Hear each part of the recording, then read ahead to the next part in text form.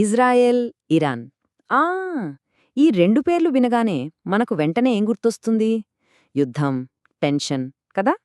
కాని ఈ మొత్తం గొడవ వెనుక ఒకప్పుడు వాళ్ల మధ్య స్నేహం ఉండేదంటే నమ్మగలమా? అసలీ కథ ఎలా మొదలైంది? దాని చరిత్ర ఏంటి? మరి భవిష్యత్తులో ఏం జరగబోతోంది? ఈరోజు మనం ఈ విషయాలన్నిటినీ వివరంగా చూద్దాం. వినడానికి చాలా ఆశ్చర్యంగా ఉంది కదూ? అవునండి, ఇది నిజం. ఈరోజు ఒకరినొకరు బద్ధశత్రువుల్లా చూసుకుంటున్న ఈ దేశాలు ఒకానొక టైంలో మంచి మిత్రులు. అసలు వాళ్ల మధ్య ఈ గొడవ ద్వేషంతో మొదలవ్వలేదు, ఒకప్పటి స్నేహం నుంచే పుట్టింది. విచిత్రంగా ఉంది కదా? చూడండి, 1979కి ముందు సీన్ మొత్తం వేరేలా ఉండేది. ఇరాన్, ఇజ్రాయెల్ మధ్య మంచి సంబంధాలుండేవి. Trade, military, even intelligence sharing, ఇలా అన్ని విషయాల్లోనూ సహకరించుకునేవాళ్లు. కానీ 1979లో ఇరాన్లో వచ్చిన విప్లవం అదొక్కటే మొత్తం మార్చేసింది. ఆ తర్వాత నుంచే ఇరాన్ ఇజ్రాయెల్ను తమ ప్రధాన శత్రువుగా ప్రకటించింది. చూసారా ఒక్క సంఘటన వాళ్ల బంధాన్ని ఎలా తలక్రిందులు చేసిందో? సరే, మన మొదటి భాగంలోకి వెళ్దాం. మిత్రుల నుండి శత్రువులుగా. ఒక విప్లవం ఒక ప్రాంతీయ భాగస్వామిని నిప్రిమీరీమైన శత్రువుగా ఎలా మార్చేసిందో కాస్త లోతుగా పరిశీలిద్దాం.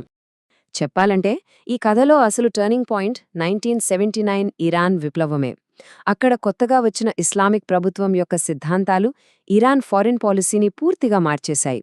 వాళ్లకు ఇజ్రాయెల్ను వ్యతిరేకించడమే మెయిన్ ఎజెండాగా మారిపోయింది. దీంతో ఈ రెండు దేశాల మధ్య ఒక కొత్త ఫేజ్ స్టార్ట్ అయింది. అదే దశాబ్దాలుగా సాగుతున్న షాడో వార్, అంటే ప్రచ్ఛన్న యుద్ధం. ఇది డైరెక్ట్ ఫైట్ కాదు, కానీ తెర వెనుక మాత్రం ఎప్పుడూ యుద్ధమే. దశాబ్దాలుగా ఈ రెండు దేశాల స్ట్రాటజీలు చూస్తే కంప్లీట్గా ఆపోజిట్గా ఉంటాయి. ఇరాన్ ఏం చేసిందంటే యాక్సెస్ ఆఫ్ రెసిస్టెన్స్ అని ఒకదాన్ని క్రియేట్ చేసింది. అంటే ఏంటంటే వాళ్ల భావజాలాన్ని సపోర్ట్ చేసే గ్రూపులతో ఒక నెట్వర్క్ అన్నమాట.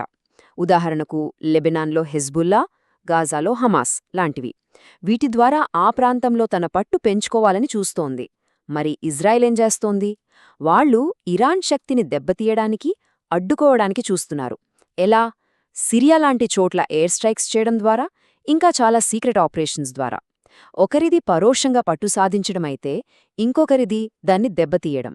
ఈ షాడో వార్ వెనక అసలు కారణం, ఆ కోర్ టెన్షన్ ఏంటంటే ఇరాన్ న్యూక్లియర్ ప్రోగ్రాం. ఇజ్రాయెల్ దీన్ని తమ మనుగడకే అతిపెద్ద ప్రమాదంగా చూస్తోంది. దశాబ్దాలుగా ఈ రెండు దేశాల మధ్య మండుతున్న నిప్పు ఇదే. ఇక్కడ్నించి పరిస్థితి మరింత సీరియస్గా మారింది. తెరవెనుక యుద్ధం కాస్త ఫేస్ టు ఫేస్ యుద్ధంగా మారే టైం వచ్చేసింది. ఇప్పటిదాకా ఫాలో అవుతున్న అన్స్పోకెన్ రూల్స్ అన్నీ బ్రేక్ అయిపోయాయి. 2024లో ఈ గొడవలో ఒక కొత్త ప్రమాదకరమైన చాప్టర్ మొదలైంది. ఇరాన్ మొదటిసారిగా ఇజ్రాయెల్పై నేరుగా వందలాది మిసైల్స్, డ్రోన్స్తో దాడి చేసింది. దీంతో ఈ ప్రాక్సీ వార్ కాస్త డైరెక్ట్ కాన్ఫ్రంటేషన్గా మారిపోయింది. సరే, ఇప్పుడు ఈ తర్వాతి సెక్షన్లో ఈ డైరెక్ట్ వార్ ఇంకా ఎలాంటి మలుపులు తీసుకోవచ్చో మనకు అందుబాటులో ఉన్న సోర్సెస్ ఏం చెప్తున్నాయో చూద్దాం. సోర్సెస్ ప్రకారం భవిష్యత్తులో ఒక 12 రోజుల యుద్ధం జరిగే అవకాశముందట. ఇది ఎలా స్టార్ట్ అవ్వచ్చు అంటే, ఫస్ట్ ఇజ్రాయెల్ ఇరాన్ అణు కేంద్రాలపై ముందే దాడి చేస్తుంది. దానికి రియాక్షన్గా ఇరాన్ వాళ్ల మిసైల్స్, డ్రోన్స్తో భారీగా ఎదురుదాడి చేస్తుంది. అప్పుడు అమెరికా కూడా రంగంలోకి దిగి ఇజ్రాయెల్కు సపోర్ట్గా నిలుస్తుంది. చివరికి 12 రోజుల భీకర పోరాటం తర్వాత సీజ్ ఫైర్ ప్రకటించొచ్చు. ఈ గొడవలో రెండో దశ, అంటే మరింత పెద్ద ఎస్కలేషన్ యొక్క లక్ష్యాలు చాలా క్లియర్గా ఉన్నాయి. 1. ఇరాన్ న్యూక్లియర్ ప్రోగ్రాంని పూర్తిగా ఆపేయడం. 2. వీలైతే ఆ దేశంలో ప్రభుత్వాన్నే మార్చేయడం. ఇవి చాలా పెద్ద లక్ష్యాలు, కానీ అంతే ప్రమాదకరమైనవి కూడా. మరి దీనికి ఇరాన్ రియాక్షన్ ఎలా ఉండొచ్చో? వాళ్లు కూడా గట్టిగానే బదిలిస్తారు. అమెరికా బేస్ల మీద మిస్సైల్ దాడులు, ఇజ్రాయెల్ టార్గెట్లపై దాడులు, అన్నిటికంటే ముఖ్యంగా స్ట్రైట్ ఆఫ్ హార్మూజ్ లాంటి గ్లోబల్ ఆయిల్ రూట్లను మూసేస్తామని బెదిరించడం. ఇది జరిగితే గ్లోబల్ ఎకానమీ కుప్పగూలిపోతుంది. ఇప్పుడసలు ప్రశ్న, ఎవరు స్ట్రాంగ్? ఇజ్రాయెల్ బలమేంటంటే వాళ్ల అడ్వాన్స్డ్ టెక్నాలజీ, మిలిటరీ పవర్, ఇంకా అమెరికా నుంచి వచ్చే సపోర్ట్. మరోవైపు ఇరాన్ బలం వాళ్ల భారీ సైన్యం, లెక్కలేనన్ని మిస్సైల్స్, ఆ ప్రాంతంలో ఉన్న మిత్రులు, ముఖ్యంగా ఎంతకాలమైనా యుద్ధం చేసే ఓపిక. సో టెక్నాలజీలో ఇజ్రాయెల్ టాప్లో ఉంటే, స్ట్రాటజీ, సంఖ్యాబలంలో ఇరాన్ బలంగా ఉంది.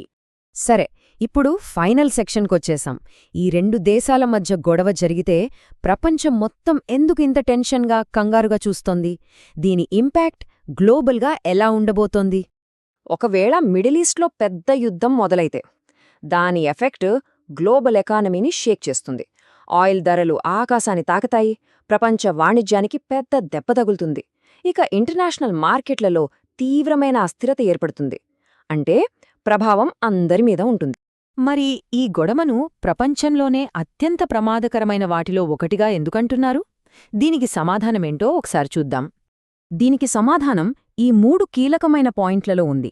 మొదటిది, అణువాయుధాల ప్రమాదం. ఇది చాలా పెద్ద రిస్క్.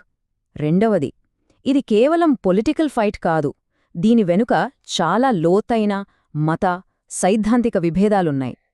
ఇక మూడవది, ఇది కేవలం 2 దేశాల మధ్య గొడవ కాదు. ఇది అమెరికా, ఇరాన్ మధ్య జరుగుతున్న ఒక గ్లోబల్ పవర్ స్ట్రగల్లో భాగం.